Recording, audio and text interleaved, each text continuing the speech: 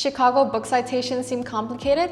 They don't have to be. In this video, I'll break down both Chicago citation systems so you can learn how to cite books more confidently. Remember, Chicago has the notes bibliography and the author date systems. Your choice affects both in-text citations and your bibliography formatting. Let's first start with the notes bibliography style. For your first footnote or endnote citation, include full publication details. Author's first name and last name, the title of book, the publication details with the city and the year, and the page number. Notice that unlike in other styles, Chicago does include the city of publication. Now your bibliography entry inverts the author's name. It'll become last name first and then first name, the title of book, publication details, and then the year. Now subsequent notes for the same book can follow a more shortened version, just the last name, shortened title, and the page number. Now moving on to the author date style, which is more reminiscent of the APA formatting. In-text citations follow an author date format, which we previously discussed in depth in our How to Write in-text citations in Chicago video. Now the reference list entry looks like the following: author, year,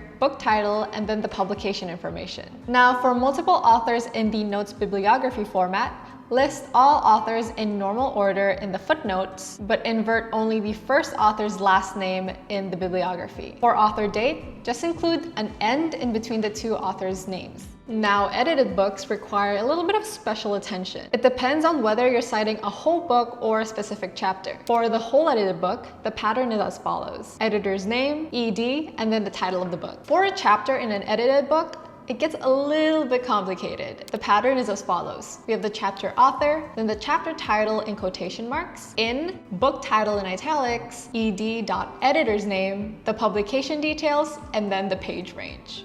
Yeah, it's a lot to take in. Now for translated books, you have to include the translator details as well. So it's going to be the author, the title, and then the translator's name. Multiple editions of books also show the edition information after the title. For ebooks, Chicago prefers including format information when it affects readability. For example, Kindle edition. Books in a series include the series name and number. For corporate authors, they're fully spelled out in the first citation, and then you can use abbreviations later on. Chicago also provides detailed guidelines for texts such as classical works, religious texts, and historical documents with special formatting requirements. Chicago really values completeness, so don't ever skip out on those publication cities. Do you have any more questions? Leave them down in the comments below and we'll get back to you. Thanks for watching. Hi, Shane from Jenni here. That was a lot to take in, wasn't it? You know, you don't have to memorize how to format citations. You can just use Jenni. With Jenni, you'll have your references formatted at a click of a button, and you won't even have to worry about all of the technical and nitty-gritty stuff anymore. You can just let Jenni handle your reference formatting, and you can focus on writing that amazing research paper you have. The link to Jenni will be available in the description, so go try it out. Happy writing!